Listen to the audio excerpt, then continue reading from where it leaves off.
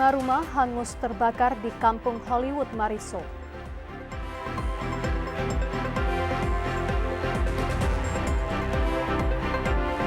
...106 pasien positif COVID-19 di Goa dinyatakan sembuh.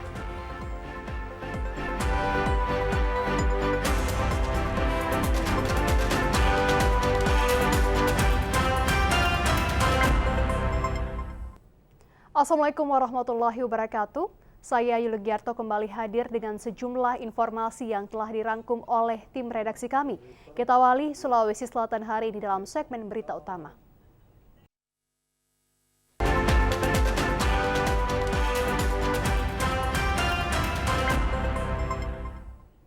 Informasi pertama dalam segmen berita utama diduga akibat hubungan arus pendek listrik. Satu rumah panggung milik warga yang berada di Inspeksi Kanal Jalan Laimena, Kecamatan Manggala, Kota Makassar, ludes dilalap api. Api dengan cepat menghanguskan satu rumah panggung milik warga yang berada di Inspeksi Kanal Jalan Laimena, Kecamatan Manggala, Kota Makassar. Kencangnya hembusan angin ditambah bahan material yang mudah terbakar membuat api cepat membesar dan menghanguskan seluruh bangunan rumah hingga rata dengan tanah. Sejumlah warga sekitar yang dibuat panik bahu-membahu memadamkan api dengan menggunakan alat seadanya.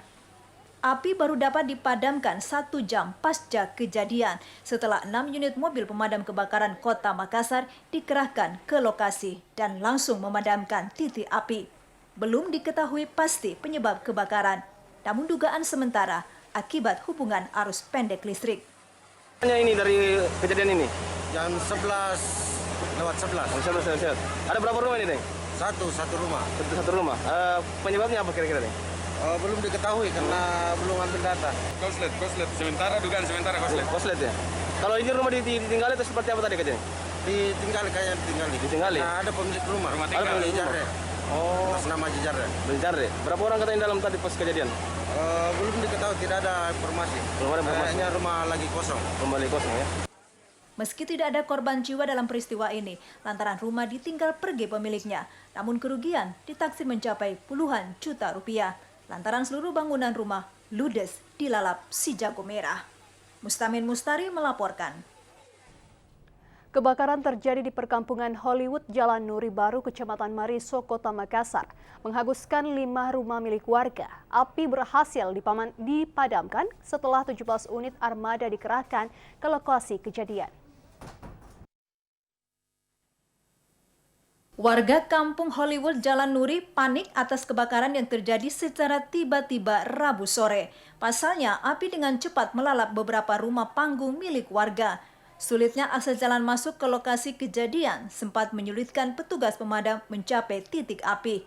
Namun dengan bantuan masyarakat dengan menggunakan alat seadanya, api akhirnya bisa dijinakan sekitar 30 menit kemudian.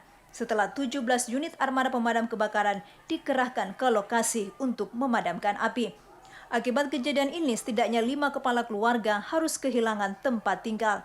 Beruntung tidak ada korban jiwa atas peristiwa tersebut. Bola kejadiannya menurut yang ada di rumah itu kompor. Nah, jadi kejadiannya begitu terjadi cepat kontak pemadam dan alhamdulillah pemadam cepat datang. Nah, cuma kendalanya lorong kecil. Tidak bisa masuk mobil nah, jadi selang dikasih sambung. Iya. Gitu. Jadi diperkirakan ini rumah sekitar 7 kalau sudah begini. Sekitar 7 Pak ya, belum dihitung yang sebenarnya. Nanti setelah selesai pendinginan dari pemadam, baru bisa ditahu berapa kakak, berapa rumah tangga, dan warga berapa yang korban. Belum diketahui pasti penyebab kebakaran. Namun menurut salah satu saksi mata di lokasi, api mulai terlihat dari dapur salah seorang rumah korban yang kemudian dengan cepat menyebar ke rumah di sekitarnya. Karena mayoritas rumah penduduk berbahan kayu yang mudah terbakar. Aparat gabungan Polrestabes Makassar bersama Polsek Mamajang membekuk 5 orang pelaku perampokan terhadap pengunjung di salah satu kafe di Kota Makassar.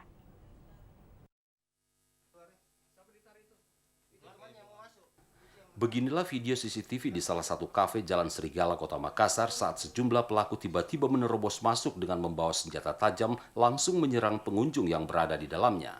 Selain pengeroyokan korban, para pelaku juga turut mengambil 2 unit ponsel korban yang berada di atas meja sebelum akhirnya kabur.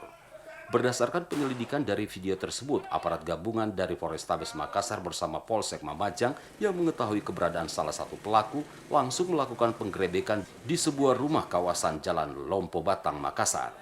Saat hendak dibekuk, pelaku yang mengetahui kedatangan polisi itu bukannya menyerahkan diri, malah dia kabur ke area pemukiman warga dengan melompati rumah warga, kejar-kejaran, dan tembakan peringatan oleh aparat pun terjadi.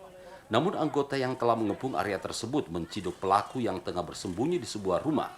Selain membekuk pelaku tersebut, tim gabungan juga menangkap salah seorang wanita yang diketahui sebagai rekan dalam reaksi di sekitar lokasi tersebut. Mereka kemudian dibawa ke Mapolsek Mamajang untuk diproses hukum setelah korbannya yang mengalami luka sayat di bagian badan melapor ke pihak kepolisian. Jumlah pelaku yang sudah diamankan berjumlah 5 orang, di mana 2 orang perempuan dan 3 orang laki-laki. Motif penyerangan menurut pelaku bahwasanya ada rekan korban yang melakukan kegiatan yang tidak disenangi oleh pelaku sehingga pelaku merasa harga dirinya dilecehkan dan selanjutnya memanggil kawan-kawan lainnya. Akibat perbuatannya, para pelaku yang telah ditangkap akan dikenakan pasal 365 terkait pencurian disertai kekerasan dengan ancaman hukuman sekitar 5 tahun penjara. Mustamin Mustari, TVRI Sulsel melaporkan. Badan Penanggulangan Bencana Daerah Luwu Utara saat ini mengupayakan pembuatan hunian sementara untuk para korban banjir bandang Masamba, Luwu Utara. Berikut informasinya untuk Anda. Nah, kita komitmen bahwa 10 itu kita tetap melakukan pencarian. Oleh karena itu ada tambahan dari 7 hari menjadi 10 hari tambah 3 hari. Dan kalau penambahan yang kedua nanti masih boleh dilakukan, masih dilakukan lagi sekali. Tapi selama sebulan masa tanggap darurat, Basarnas tetap berkantor di sini. Ya. Masa tanggap darurat selama sebulan. Iya, iya. Tapi pencarian korban dan sebagainya, recovery terus dilakukan. Tetap kami lakukan bekerja sama dengan Basarnas, terutama buat orang hilang. Ya. Ada pendapat juga yang mengatakan bahwa banjir bandang ini akibat dari gempa. Untuk hal yang seperti itu, terus terang saja kami bukan ahli. Ya.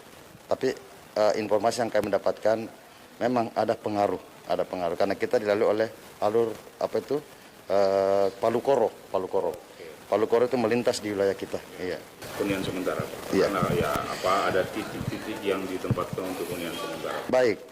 Hunian sementara sebenarnya ini adalah program pemerintah Provinsi Sulawesi Selatan yang ketika kunjungan Bapak Gubernur yang disertai oleh Panglima, kemudian Pak Kapolda dan beberapa unsur, bahkan pada saat yang bersamaan Kementerian PUPR juga hadir pada saat hari kedua musibah yang mengena di Luwu Utara ini. Pada saat berkunjung ke tempat atau lokasi pengungsian, Bapak Gubernur bersama Panglima, kemudian Pak Kapolda dan Bupati Luwu Utara itu telah mengeluarkan program atau rencana untuk melakukan hunian sementara. Untuk tindak lanjut dari banjir bandang di Masamba ini, mobilisasi bantuan sampai sejauh. Alhamdulillah, ini di hari ke-10 kita di Luwu Utara terkena musibah banjir bandang. Untuk mobilisasi daripada bantuan-bantuan itu alhamdulillah. Untuk masyarakat Sulawesi Selatan saya kira kepedulian terhadap orang-orang yang kena bencana kita lihat pada saat ini luar biasa. Ini kami bersyukur ternyata masyarakat Sulawesi Selatan memang budayanya budaya mau merasakan apa yang dirasakan oleh keluarga-keluarga yang kena musibah. Nah, ini terbukti dengan adanya beberapa perhatian, bantuan, baik secara perorangan, secara kelompok, secara organisasi, bahkan pemerintah daerah, hampir 23 kabupaten kota yang ada di Sulawesi Selatan, alhamdulillah, telah datang memberikan bantuan di samping dipimpin langsung oleh kepala daerahnya bersama seluruh unsur Forkopimda yang ada di daerahnya, juga biasanya dipimpin oleh Pak Sekda, Pak Ketua DPR, dan lain sebagainya. Itu sebagai pertanda bahwa ternyata memang ketika kita kena musibah, kita harus yakin bahwa kita tidak sendiri. Masih banyak saudara-saudara kita yang ingin membantu. Titik yang terlindas banjir bandang ini semua sudah terdeteksi. Sebenarnya ada 3 titik yang terjadi banjir bandang ini. Pertama Sungai Masamba, itu yang menimpa beberapa kelurahan dan desa, kemudian Kecamatan Baibunta yang menghantam dua desa, Desa Rada dan Desa Meli, dan beberapa desa lainnya dan beberapa dusun lainnya. Kemudian yang ketiga Kecamatan Sabang. Kecamatan Sabang itu ada 2 desa, Desa Salama dan Desa Malimbu. Ya. Jadi selama ini hanya dikenal Rada, ternyata ada tiga titik. Ya. Jumlah korban yang meninggal dan yang belum ditemukan sudah bisa dipastikan atau akan masih dilakukan pencarian secara lebih mendalam? Ya, atas kerjasama kami dengan pihak Basarnas, tadi pagi dapat kunjungan dari Wakil Deputi Bidang Evakuasi dari Basarnas Jakarta. Kita melakukan rapat kecil tadi bersama Bupati di ruangan saya, bahwa memang sampai saat ini jumlah yang meninggal cuma 38. Namun yang hilang ada di Desa Meli, kemudian lahan yang disiapkan itu kurang lebih 2 hektar dan bahkan boleh ditambah lagi sesuai kebutuhan. Itu lahannya itu dari kepala desa yang ada di Desa Meli. Jumlahnya ada 400 unit. Ya, 400 unit. Ada 2 hektar. Kemudian itu dilaksanakan oleh teman-teman aparat TNI. Ya, dan itu murni dari anggaran Provinsi Sulawesi Selatan. Ya. Pak Muslim, mungkin yang terakhir dari aspek recovery, BPBD bisa memprediksi apakah lokasi kota ini dia tetap di sini ataukah akan dialihkan, karena banyak pihak mengatakan kerusakan infrastrukturnya sangat berat. Ya, saya kira itu perlu pembahasan lebih lanjut, ya, bahwa untuk memindahkan ibu kota Kabupaten Lutar ke tempat lain itu merupakan satu wacana yang belum bisa kami pertanggungjawabkan. Ya, walaupun kerusakan infrastruktur memang kita cukup luar biasa, namun himbauan kami kepada masyarakat yang tadinya bermukim di bantaran sungai, sedapat mungkin insya Allah kita akan relokasi. Kita sudah menyiapkan relokasi lahan yang kita siapkan, kebetulan ada, kita punya aset kurang lebih 12 hektar di Desa Sepakat, ya, tepatnya di Paradoa. Iya. Terakhir lagi, Pak, tadi disampaikan provinsi, tapi pemerintah pusat melalui para pihak memberikan bantuan seperti apa yang sudah diminta? Baik, kalau untuk PUPR kemarin Pak Menteri sudah menjanjikan ada 3 kegiatan yang akan dilakukan. Pertama, ada jembatan kita yang hanyut dan itu insya Allah akan segera dibangun. Kemudian yang kedua, untuk membangun tanggul-tanggul yang ada di sepantaran Sungai Masamba, ya, dan Sungai Meli sana. Kemudian Sungai Meli. Kemudian yang ketiga itu normalisasi sungai. Normalisasi sungai. Karena tiga-tiganya. Karena kita lihat Sungai Masamba ini rupanya penampangnya sudah membesar. Penampang sudah membesar, ya. Sehingga kelihatannya itu lebih tinggi sekarang sungai daripada daratan. Jadi ya, deviasinya seperti itu, ya. Ya. Makasih Pak Muslim ya atas kesempatan. 66 warga binaan Patalasang dari 106 pasien terkonfirmasi positif COVID-19 dinyatakan sembuh menjalani perawatan di salah satu rumah sakit rujukan di Kota Makassar. Sebanyak 106 pasien terkonfirmasi positif COVID-19 di Kabupaten Goa akhirnya dinyatakan sembuh. 106 pasien COVID-19 tersebut, menurut Dr. Gafar selaku tim gugus tugas penanganan COVID-19 Kabupaten Goa, sebanyak 66 orang diantaranya adalah warga binaan atau narapidana yang ada di Lapas Wanita Bolangi di Kecamatan Patalasang, selebihnya merupakan masyarakat umum di Kabupaten Goa. 66 orang warga binaan lapas yang dinyatakan sembuh ini merupakan pasien positif COVID-19 yang telah menjalani masa perawatan di salah satu rumah sakit rujukan di Makassar. Kini ke-66 warga binaan tersebut sudah dikembalikan ke Lapas Wanita di Bolangi, Kecamatan Patalasang.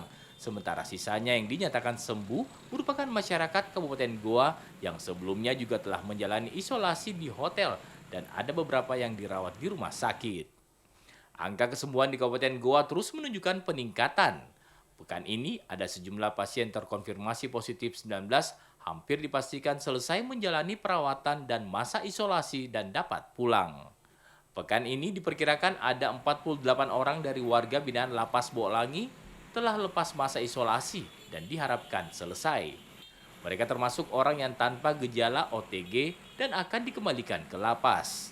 Selain warga binaan, puluhan pasien dari Goa dengan status OTG juga akan selesai masa isolasinya dan akan segera pulang ke rumah. Namun tetap dihimbau untuk menjalankan protokol kesehatan. Hamid Rina Ardin melaporkan.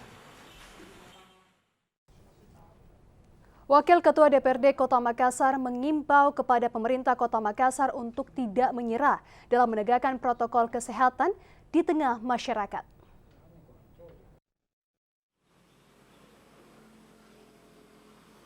Berbagai upaya telah dilakukan oleh pemerintah Kota Makassar dalam mencegah penyebaran COVID-19, mulai dari pemberlakuan pembatasan skala besar, penggunaan surat keterangan bebas COVID pada setiap perbatasan Kota Makassar, hingga pemberlakuan tilang masyarakat Makassar yang tidak memakai masker di muka umum dengan denda sebesar Rp100.000 sampai Rp150.000. Wakil Ketua DPRD Kota Makassar Adi Nurhaldin mengungkapkan, sampai saat ini DPRD terus mengimbau pemerintah, khususnya PJ Wali Kota Makassar, untuk bersama senantiasa dan tak bosan memberikan himbauan kepada masyarakat mengenai protokol kesehatan. Di samping itu, Nurhaldin menambahkan pemberlakuan tilang dan denda terhadap masyarakat yang tidak memakai masker di muka umum akan berlaku pada tanggal 27 Juli mendatang sampai tanggal 9 Agustus 2020, menyebabkan menurunnya tingkat kepercayaan masyarakat kepada pemerintah. Karena di tengah situasi ekonomi yang sulit seperti ini, pemberlakuan denda sebesar Rp100.000 sampai Rp150.000 dirasa kurang tepat. Oleh karena itu, memberikan keringanan dengan peringatan hingga 3 kali kepada masyarakat yang tidak memakai masker di muka umum, maka barulah dapat diberikan sanksi denda. Coba kita kasih pembinaan sama mereka, selalu mengingatkan. Dan memang tugas pemerintah kota dan kita bersama DPR dengan pemerintah setempat selalu mengingatkan masyarakat kita, karena karakter orang Indonesia itu gampang lupa. Mau sampai berapa banyak pun anggaran yang kita keluarkan, itu pasti tidak akan menghilangkan ini COVID. Tapi kalau dengan kesadaran masyarakat, dengan selalu peringatan pemerintah kota, saya yakin kita bisa atasi semua ini COVID secara cepat. Oleh karena itu diharapkan masyarakat dapat lebih menjaga diri dan sadar akan pentingnya menerapkan protokol kesehatan. Araf melaporkan. Petugas pendaftar peserta pemilih Pilkada 2020 menggunakan alat pelindung diri saat mengunjungi rumah warga saat melakukan pencocokan data pemilih. Berkaitan masa pandemi COVID-19, maka petugas pencatatan daftar pemilih PPDP dalam melaksanakan tugasnya menggunakan alat pelindung diri saat melaksanakan tugas. Selain itu, petugas PPDP juga tidak masuk ke dalam rumah warga sehingga kegiatannya hanya dilakukan di sekitar halaman atau teras rumah warga saja. Alat pelindung diri antara lain menggunakan masker, face shield, atau pelindung wajah, serta sarung tangan latex, bahkan menggunakan baju lengan panjang dan membawa cairan antiseptik. Sementara seluruh berkas yang dibawa disimpan dalam map plastik yang dibuka setelah petugas menggunakan APD. Hal ini dilakukan agar petugas terhindar dari kemungkinan terpapar COVID-19. Pada awalnya atau hari pertama petugas nampak canggung, namun setelah melaksanakan tugas di beberapa rumah sudah mulai akrab dengan pakaian APD sehingga tidak merasa risih atau terganggu dan dapat melaksanakan tugas dengan lancar. Untuk kawasan Kelurahan Balaparang, jumlah petugas bervariasi setiap RW tergantung banyaknya jumlah pemilih atau penduduk yang ada. Sebelum ke lapangan, petugas ini juga sudah mendapat pelatihan termasuk pembekalan menyangkut COVID-19 seperti penggunaan APD. Setiap rumah yang sudah dikunjungi oleh petugas ditempeli stiker yang berisi data nama pemilih. Hari Raya Idul Adha akan dirayakan pada 10 Zulhijjah tanggal 31 Juli 2020 mendatang. Perayaan Idul Adha senantiasa disemarakan penyembelihan hewan kurban dan pelaksanaan sholat Idul Adha baik di masjid maupun di lapangan. Lantas, bagaimana pelaksanaan sholat Idul Adha di tengah pandemi? Berikut penjelasan Kepala Kantor Kementerian Agama Sulawesi Selatan. Ya, jadi seluruh kabupaten kota melakukan rapat bersama dengan PHBI, gabungan dengan Kementerian Agama dan pemerintah daerah masing-masing untuk pelaksanaan salat Idul Adha. Apakah akan dilaksanakan di lapangan maupun di masjid. Hal ini dimungkinkan tentu dengan tetap mengikuti protokol kesehatan.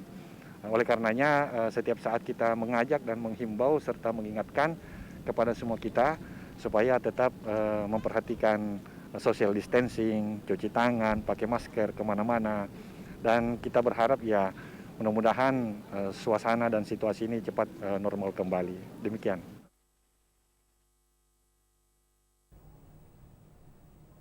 Informasi selanjutnya akan kami hadirkan dalam segmen Sulsel Membangun berikut ini.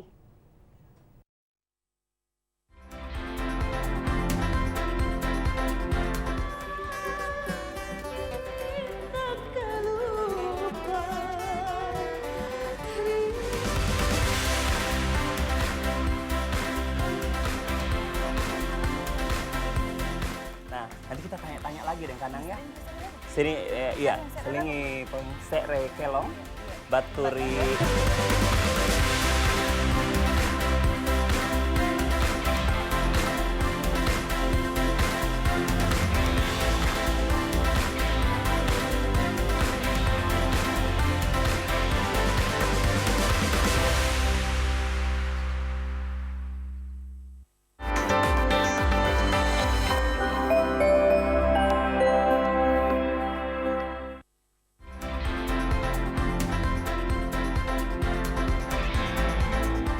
Lagu dari Anci Larici yang judulnya Rapa Misona. Dentola di Bangkala. Bangkala ini Jeneponto di Dentola di. Betul Mita, Jeneponto. Iya, Jeneponto biasanya tuh. Kamu ini kok tahu gitu? Bukan aku ni bela.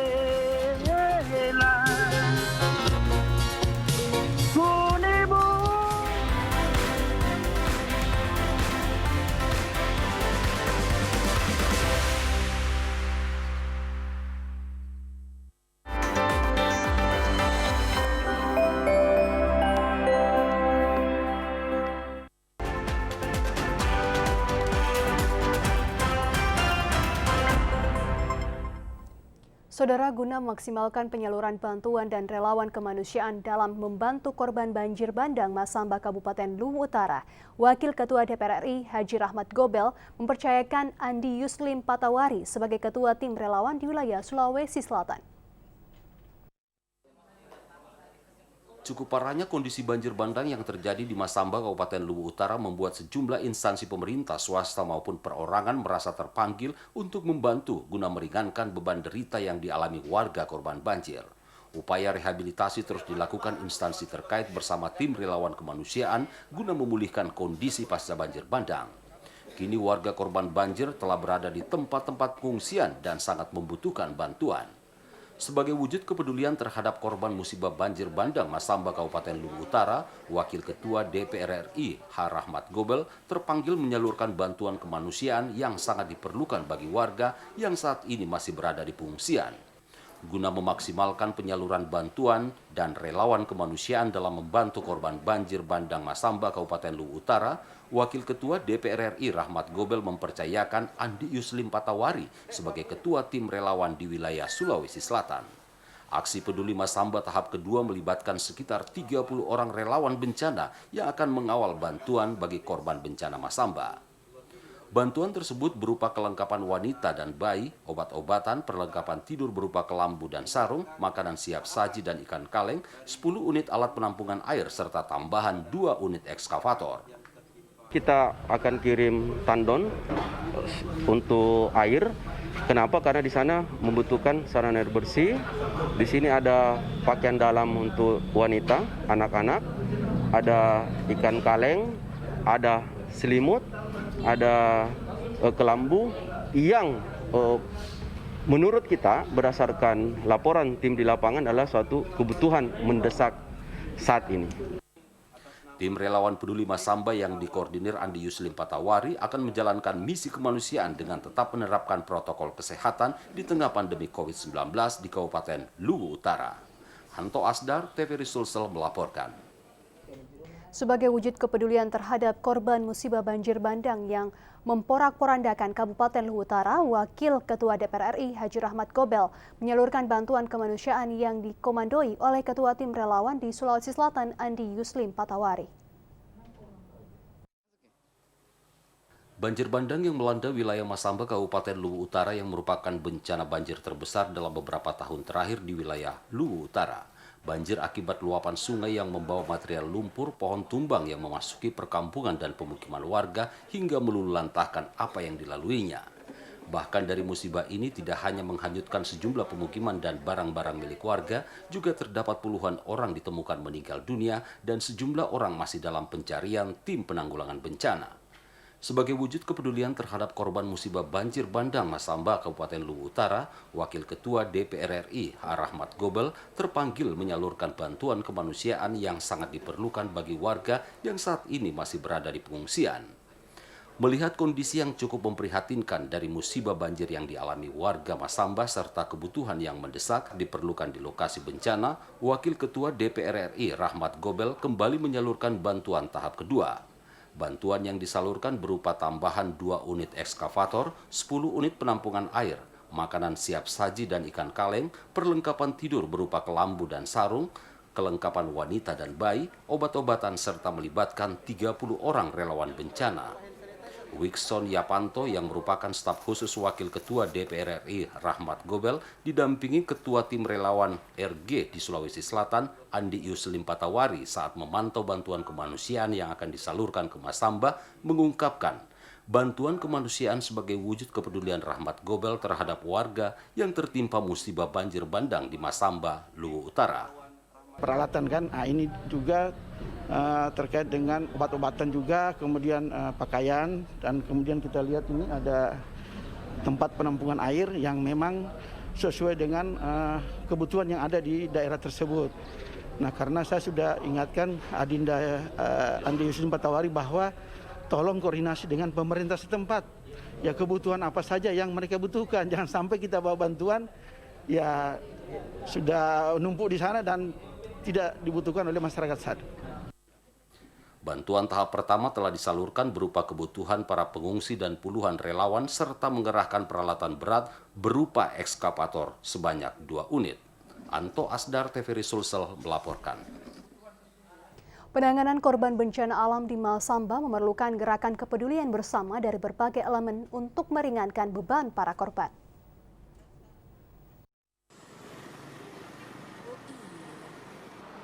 Bencana alam berupa banjir bandang yang melanda Masamba, Luwu Utara yang menyebabkan kerusakan parah ratusan rumah, bahkan korban jiwa memerlukan kepedulian bersama untuk membantu meringankan beban para korban. Untuk itu berbagai kelompok masyarakat khususnya di Kota Makassar berupaya menggalang berbagai bentuk donasi sebagai bentuk kepedulian atas tragedi kemanusiaan di wilayah itu. Bantuan berupa kebutuhan makanan, perlengkapan bayi dan obat-obatan yang masih diperlukan untuk para korban yang saat ini masih di pengungsian disalurkan oleh solidaritas komunitas gabungan yang ada di Makassar, diantaranya komunitas Semut Indonesia, komunitas HSS dan unsur pelaku usaha. Bantuan ini selanjutnya akan dikirim dan didistribusikan secara langsung kepada pengungsi dengan berkoordinasi dengan lembaga terkait yang sejak sepekan terakhir fokus dalam upaya penanganan. Pengumpulan dana dan alhamdulillah sekarang sudah rampung selama 3 hari. Itu jumlahnya kurang lebih 65 juta plus barang. Kami Semut Indonesia itu dibantu oleh beberapa pihak bersama HSS atau Honda Stream Sulawesi dengan Sodas, Toto dan Sirua, Nolokers ya. Nah, Warkop Somber selaku posko bencana. Semangat untuk menyatukan wujud kepedulian berbagai elemen untuk para korban bencana menjadi penting agar beban mereka dapat diringankan di samping bantuan dan upaya rehabilitasi yang tengah digalakkan pemerintah dan lembaga terkait lainnya. Tim Liputan Asdar Eko melaporkan. Komandan Satuan Brimopolda Sulawesi Selatan, Kombes Pol Anis Prasetyo, menyalurkan bantuan kepada korban bencana yang terisolir melalui jalur udara, dan tidak hanya itu, pemantauan titik banjir bandang juga dilakukan untuk memastikan penyebab utama bencana. Dansat Brimopolda Sulsel Kombes Pol Anis Prasetyo bersama sejumlah tim mendistribusikan bantuan ke korban bencana alam yang terisolir melalui jalur udara. Penyaluran bantuan di lokasi pasca banjir bandang di wilayah terisolir Desa Maipi dan Desa Sumilin Kabupaten Luwu Utara menggunakan helikopter TNI Angkatan Udara dan helikopter BNPB. Selain melakukan penyaluran sembako menggunakan helikopter, Komandan Satuan Brimopolda Sulsel juga melakukan pemantauan di titik lokasi banjir bandang. Komandan Satuan Brimopolda Sulsel Kombes Pol Anis Prasetyo mengatakan kegiatan ini dilakukan dalam rangka penanganan dan membantu masyarakat yang terdampak bencana alam banjir bandang, khususnya yang berada daerah terisolir berupa 500 kg beras dan sejumlah kebutuhan lainnya. Desa yang diprioritaskan yakni Desa Maipi dan Sumilin yang terletak di wilayah pegunungan berjarak 15 km dari pusat Kecamatan Masamba. Penyaluran bantuan dan pemantauan kondisi pasca banjir bandang di daerah terisolir di Desa Maipi dan Desa Sumilin Kabupaten Utara menggunakan jalur udara. Tidak hanya itu, Dansat Brimopolda Sulsel Kombes Pol Anis juga melakukan pemantauan situasi dan kondisi terkini melalui udara pasca kejadian bencana banjir bandang di Kabupaten Luwu Utara. Mustamin melaporkan. Sementara itu, bantuan sembako Satuan Personil Kodim 1411 Bulukumba terus mengalir untuk disalurkan langsung kepada warga korban bencana alam Masamba, Luwu Utara.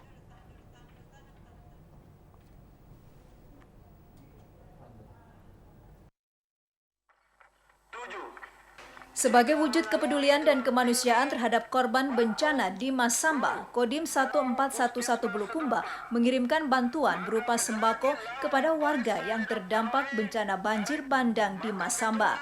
Bantuan yang akan dikirim tersebut berupa sembako seperti beras, minyak goreng, gula, mie instan, air mineral, termasuk pakaian, handuk, selimut, alat kelengkapan sholat, dan ratusan Al-Quran.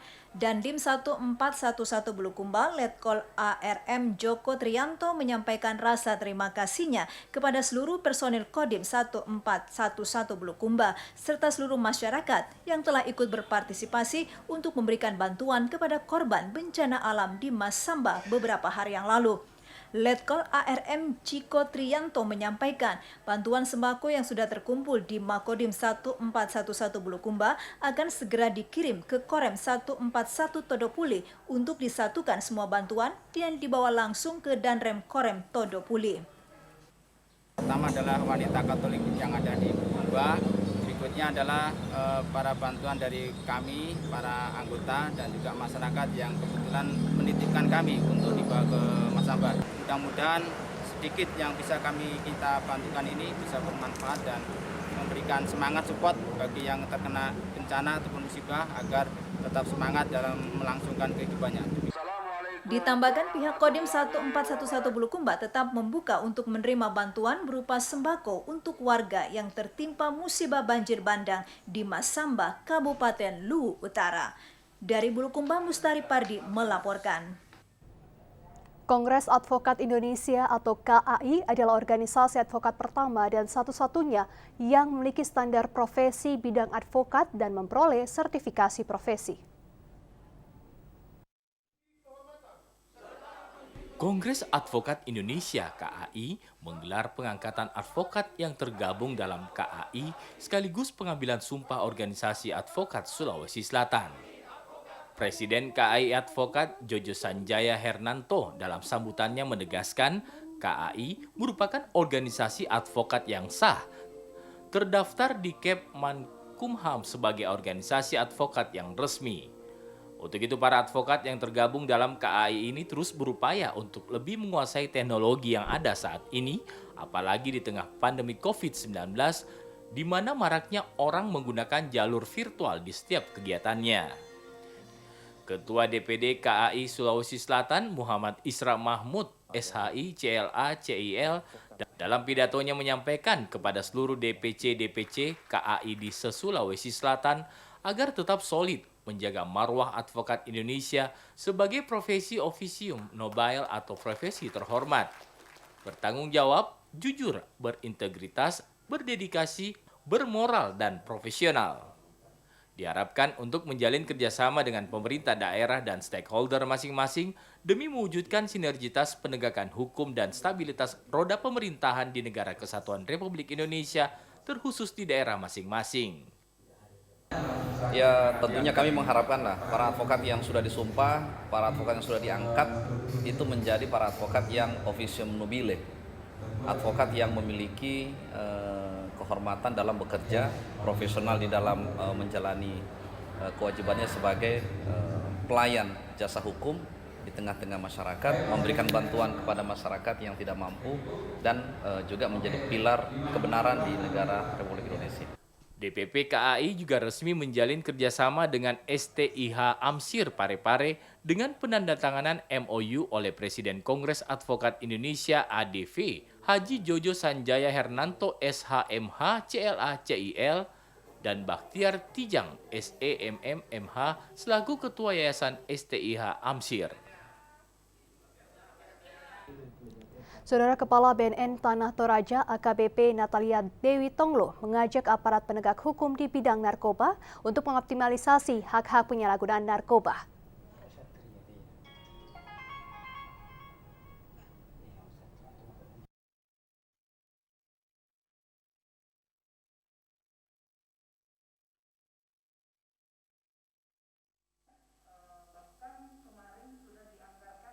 Dalam rangka mengoptimalisasi pelaksanaan tim asesmen terpadu TAT dan efektivitas pelayanan konsultasi hukum, sangat diharapkan kesamaan persepsi dan sinergitas aparat penegak hukum terhadap pelayanan narkotika untuk diajukan kepada TAT dalam rangka menentukan hak-hak penyalahgunaan narkotika.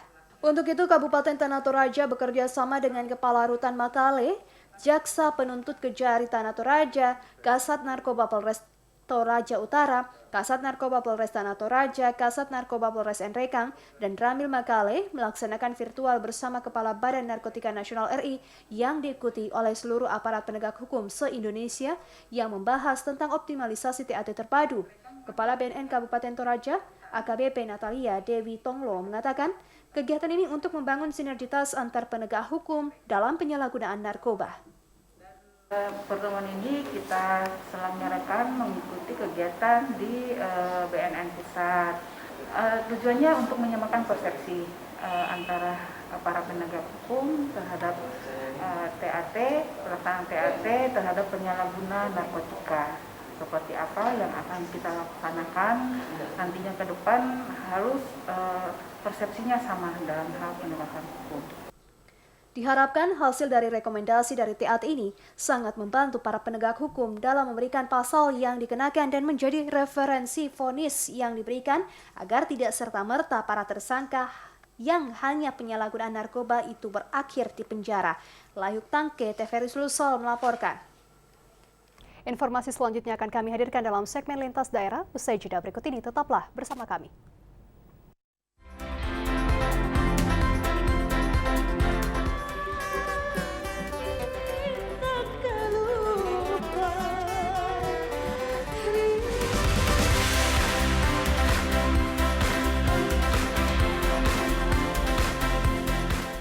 Nanti kita tanya lagi dengan kanang ya. Sini iya, selingi pemsere kelong baturi.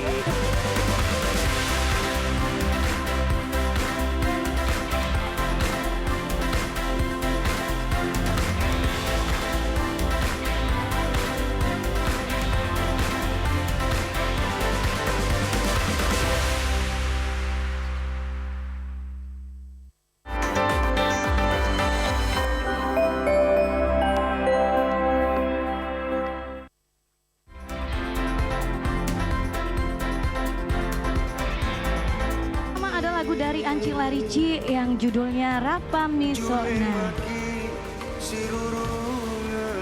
Dentola di Bangkala. Bangkala ini Jeneponto di? Dentola di? Betul Mipa, Jeneponto. Iya, Jeneponto biasanya tuh. Kamu ini kok tahu gitu? Bukannya kunipe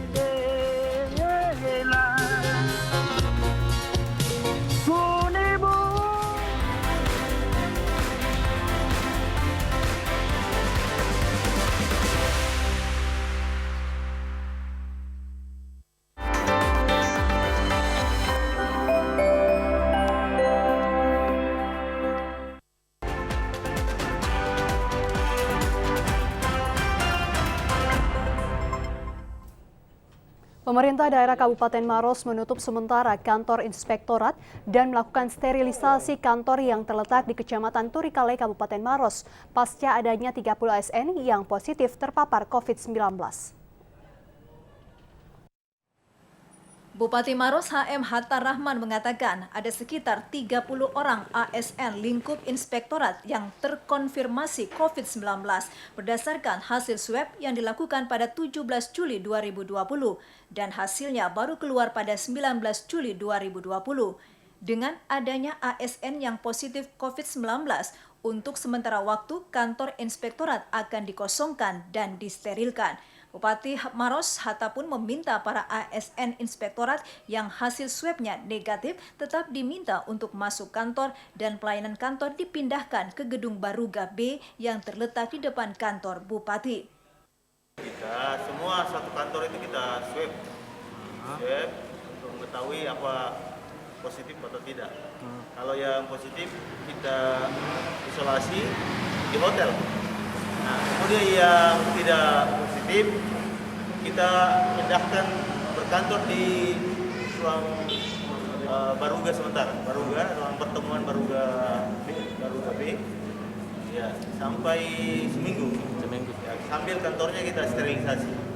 Adapun jumlah pegawai inspektorat sebanyak sekitar 100 orang sudah dilakukan tracing dan melakukan swab kepada seluruh ASN di lingkup Inspektorat Maros yang telah kontak terhadap ke-30 orang ASN yang sebelumnya dinyatakan positif. Sehingga saat ini berdasarkan data dari gugus tugas Maros, jumlah sudah ada 343 kasus positif COVID-19 di Kabupaten Maros dengan rincian 111 isolasi mandiri, 14 dirawat, 210 dinyatakan sembuh dan 8 meninggal.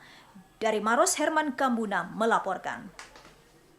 Pemerintah Kota Makassar mengantisipasi potensi genangan di musim hujan dengan mengoptimalkan Satgas PU untuk melakukan pengerukan sedimentasi drainase yang berjalan sesuai protokol kesehatan.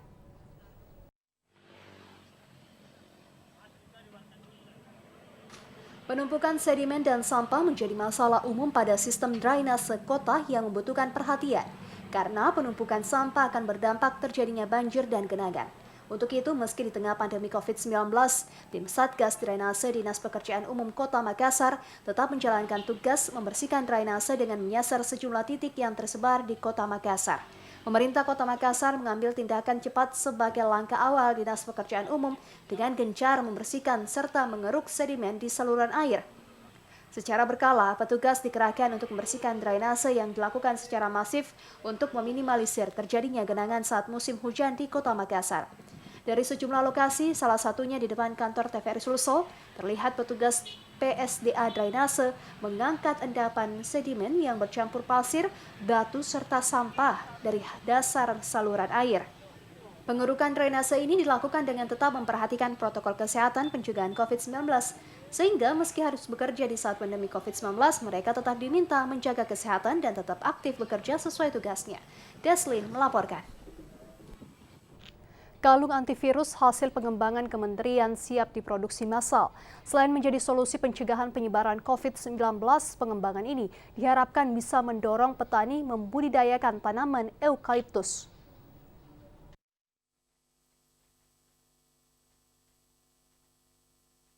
Menteri Pertanian Syahrul Yassin Limpo beberapa waktu lalu mengatakan sedang mengembangkan kalung bernama antivirus corona eukaliptus. Dibuat oleh Badan Penelitian dan Pengembangan Pertanian Balitbangtan, Kementerian Pertanian. Dikatakan kalung ini dapat matikan corona dengan kontak. Antivirus ini sebelumnya diklaim telah memperoleh hak paten. Syahrul Yassin Limpo lantas mengatakan kalung antivirus ini siap diproduksi massal Agustus mendatang.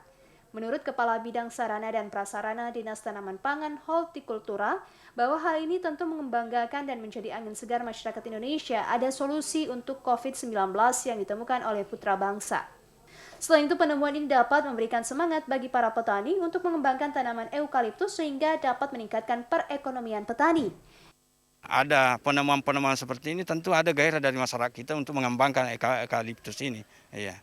Ini banyak dikembangkan dan diakui semua bahwa ini bagus ya. Tentu kan menggerakkan petani kita untuk kembangkan tanaman itu. Kami dari Sulawesi Selatan sangat bangga dengan adanya Litbang Kementerian Pertanian bisa menemukan penangkar COVID ini yang telah ditemukan ya. Eukaliptus, jenis pohon dari Australia, ada lebih dari 700 spesies dari eukaliptus, kebanyakan asli dari Australia, dengan beberapa dapat ditemukan di beberapa daerah di Indonesia, khususnya bagian timur Indonesia. Ayu Amalia, Ivan melaporkan. Potensi Kabupaten Goa yang terbesar adalah sektor pertanian, yakni tanaman hortikultura jenis sayuran kentang, tomat, wortel, dan daun bawang di wilayah Kecamatan Tinggi Moncong dan Tombolopao di kaki Gunung Bawakaraeng, Kabupaten Goa. Sayuran merupakan komoditas penting dalam mendukung ketahanan pangan nasional. Komoditas ini memiliki keragaman yang luas dan berperan sebagai sumber karbohidrat, protein nabati, vitamin, dan mineral. Sebagian besar usaha tani hortikultura khususnya sayuran memiliki keunggulan kompetitif dan kooperatif karena efisien secara finansial dibandingkan dengan usaha tani tanaman pangan maupun kebun campuran. Seperti halnya petani di wilayah Kecamatan Tinggi Moncong dan Kecamatan Tombolopao, Kabupaten Goa, Sulawesi Selatan yang berhasil mengembangkan sayuran dan buah-buahan kentang, tomat, wortel, dan daun bawang. Keberhasilan tanaman hortikultura para petani ini berkat penggunaan paket teknologi biota lengkap yang diaplikasikan pada tanaman sayuran dan buah-buahan mereka. Direktur Utama Biota Wisata Haja Fatmawati Fatah mengapresiasi para petani sayuran di wilayah Tinggi Moncong dan Tombolopao ini yang mempercayakan produknya untuk digunakan pada tanaman mereka.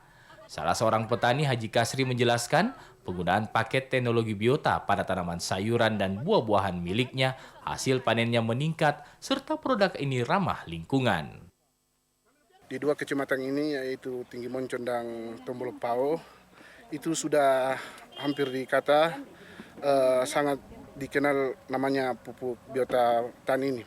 Terus onset daripada pemakaian pupuk organik cair ini sangat dirasakan oleh masyarakat bahwa petani selama ini yang tidak memakai biota tani ini tidak merasakan hasil seperti ini. Dan kita lihat sendiri bahwa kita memakai pupuk organik cair ini lengkap, hasil meningkat dan biaya sangat rendah. Sementara petani tomat dan wortel Haji Kapak juga merasakan peningkatan hasil panennya setelah menggunakan paket teknologi biota lengkap di lahan miliknya. Pada kesempatan ini diberikan pula bantuan pupuk organik cair biota guna mendukung program biota wisata, gerakan peningkatan produksi menuju Baitullah. Pemerintah Kabupaten Bone bersama Forkopimda meninjau lokasi bencana banjir yang melanda Kabupaten Bone.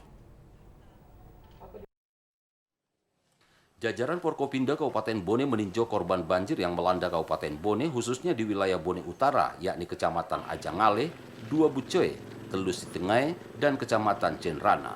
Selain meninjau, juga dilakukan pendistribusian paket sembako sebanyak 900 dos berupa mie instan, air mineral, dan gula pasir dilepas oleh Bupati Bone, Andi Fasar Pajalangi, bersama Wakil Bupati Bone, Haji Ambo Dale, dari rumah jabatan menuju 4 kecamatan berdampak banjir. Bupati Bone mengatakan jika Sungai Walanai yang melintasi Kabupaten Bone merupakan muara sungai dari beberapa daerah sekitar Kabupaten Bone, sehingga jika daerah lainnya mengalami banjir, otomatis Kabupaten Bone juga akan berdampak walau intensitas hujan di Bone masih normal.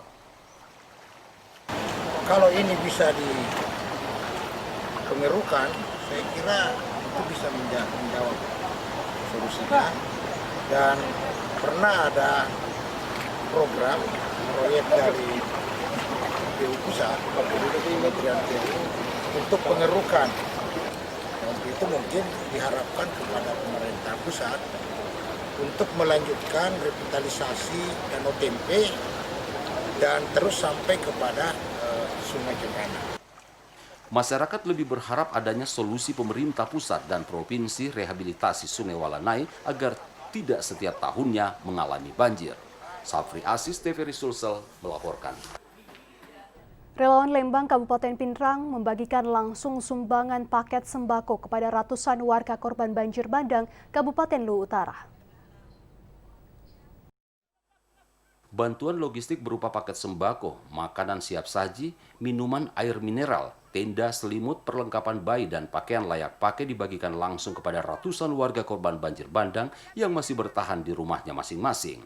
Relawan Kecamatan Lembang bergotong royong memperbaiki jalan dan jembatan agar dapat dilintasi kendaraan untuk dibagikan logistik bantuan masyarakat Kecamatan Lembang, Kabupaten Pinrang. Kepala Desa Lawewe, Sudarmin, mengatakan sangat bersyukur atas bantuan logistik yang diantar langsung ke warga ratusan korban banjir bandang yang sangat membutuhkan bantuan makanan dan minuman siap saji. Sangat berkesan buat kami, masyarakat di sini, karena yang tadinya kami tidak sangka bahwa ada bantuan seperti ternyata masih ada peduli dari kita semua. Terima kasih banyak, Pak. Pasca kejadian banjir bandang, banyak korban bertahan di rumahnya masing-masing untuk menjaga harta bendanya. Asnadi Kala, TV Sulsel melaporkan. PDAM Tirta Jenebe Ranggoa menggratiskan pemasangan sambungan baru bagi masyarakat berpenghasilan rendah dari segi penghasilan agar air bersih dapat dinikmati secara merata.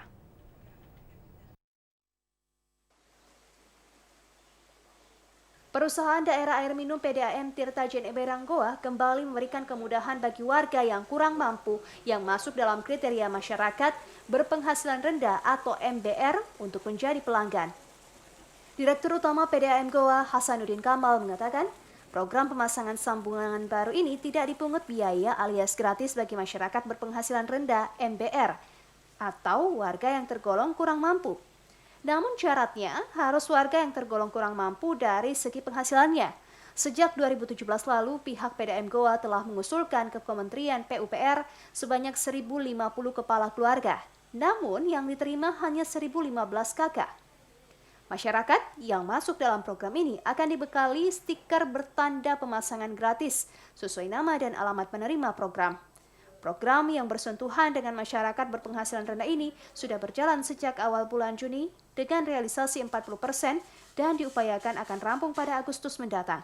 Adapun jumlah masyarakat penerima pemasangan sambungan secara gratis berjumlah 1.015 kakak yang tersebar di beberapa kecamatan yang ada di Kabupaten Goa. Itu adalah sambungan yang digratiskan biaya penyambungannya penuh karena memang sudah ditalangi oleh pemerintah daerah. By name, by address itu kami ada tempel stiker gratis. Jadi semua rumah yang ditempeli itu sehingga tidak boleh ada orang yang datang mengaku-mengaku untuk melakukan permintaan biaya dan lain-lain. Dan 50% itu diantaranya itu kita pasang di wilayah Kecamatan Tempo Bulu, Malakaji, Garing, dan Putu Budung. Kenapa itu? Ya. Karena kita punya kapasitas produksi sekarang di PDAM Goa itu yang paling tinggi idle capacity-nya tersedia di kecamatan tersebut. Diketahui program pemasangan baru secara gratis dari PDAM Goa ini ditujukan kepada masyarakat yang tergolong kurang mampu agar dapat menikmati sarana air bersih untuk dikonsumsi. Hamid Rinardin melaporkan. 53 tim pecinta seni dan budaya di Goa ikut memeriahkan lomba spot foto. Salah satu lokasi spot foto di bantaran Sungai Jeneberang diapresiasi Kapolres Goa.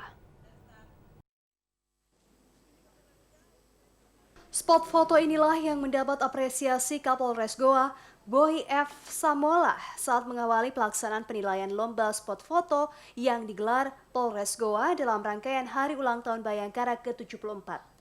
Salah satu lokasi spot foto di bantaran Sungai Jeneberang memamerkan alat musik gendang sebagai salah satu simbol seni dan budaya masyarakat Kabupaten Goa.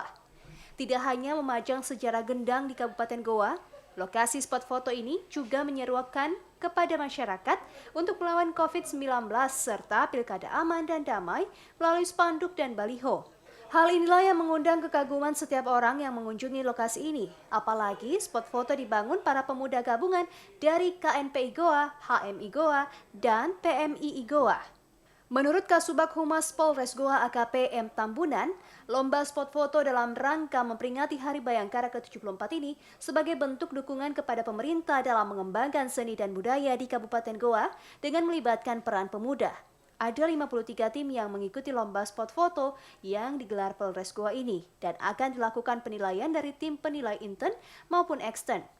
Karena itu, tim Al-Kalam menyambut antusias terobosan yang diinisiasi Kapolres Goa ini sebagai bentuk perhatian dan sangat menginspirasi para pecinta seni dan budaya untuk terus berbuat demi nama baik Kabupaten Goa walaupun di tengah masa pandemi COVID-19 seperti saat ini.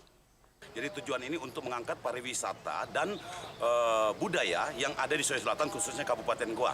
Jadi dalam kegiatan lomba ini melibatkan semua masyarakat, khususnya pecinta seni dan budaya. Kemudian dilakukan technical meeting dan penentuan lokasi diundi, dan mereka memasang atau membangun sebuah spot foto yang nantinya bisa dimanfaatkan untuk masyarakat, bisa untuk kepentingan untuk ekonomi mereka, meningkatkan ekonomi. Inilah upaya yang dilakukan Kapolres Goa. Ini inisiasi dari Bapak Kapolres Goa AKBP Boy Samola.